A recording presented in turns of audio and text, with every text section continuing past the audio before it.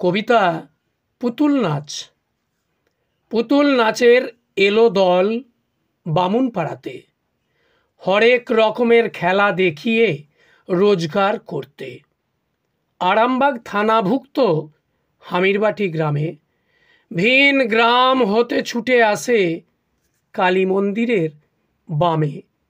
কচি কাঁচা দলের ভিড়, সকাল হতে রাত।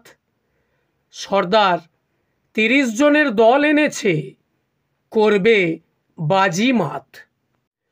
সর্দারজি রহিম ভায়া বড় মিশুকে লোক, সবার সাথে মেলামেশায় সে যেমনই হোক। দলে পুরুষ নারী সমান সমান, আহারাদি সারে মাঠে দুপুর 3টা 6টা 6টা 9টা খেলা দেখানোর জন্য খাটে। ছোটোখাটো হয়েছে স্টেজ, হবে পুতুল নাচ। টিকিট বিক্রি হবে না মন্দ, সর্দার করেছে আঁচ। বয়স্ক এক জিজ্ঞাসিল, রহিমবাবু কি পালা আজ? রাজা হরিশ্চন্দ্র, 3টার শো চলছে, তারই সাজ। কাঠের পুতুল আছে সাজানো, ঠিক হচ্ছে মাইক আলো। বহুদিনের দল আমার, আশা করি লাগবে ভালো। শুরু হলো পালা হরিশ্চন্দ্র, ঠিক ঘড়ির কাঁটায় 3টা। স্টেজের কোণ হতে এলো ভেসে, আহা রাজার কি অপরূপ ছটা। শৈবা রানী পিছু পিছু এলো ঝুলে ঝুলে। রাজা রানীর আলাপন অসাধারণ হয় দুলে দুলে। দর্শক আসনে হাসি ঠাট্টা, পরক্ষণেই আবির্ভূত বিশ্বামিত্র মুনি। চাহিল দান হরিশ্চন্দ্রে, দিয়ে সর্বস্ব হলেন দানী। নাটক চলে মর্মান্তিক, দর্শকের কান্নাকাটি শুরু। মৃত পুত্র লয়ে শৈবা শ্মশান ঘাটে, দর্শকের বক্ষ দুরু দুরু।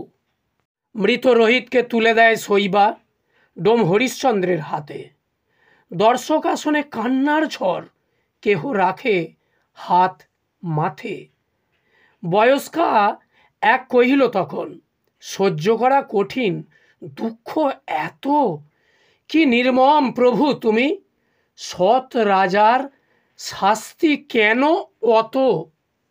অবশেষে প্রবেশিল মুনি বিশ্বামিত্র, হরিশ্চন্দ্রে হন সন্তুষ্ট। বলে, রাজা সকলই পাবে, তোমার উপর নই আর রুষ্ট। স্ত্রী পুত্রকে ফেরালেন মুনি, ডোমের হাতে দেন তুলে। হেন নাটক দেখা সার্থক, কেহই যাবে না ভুলে।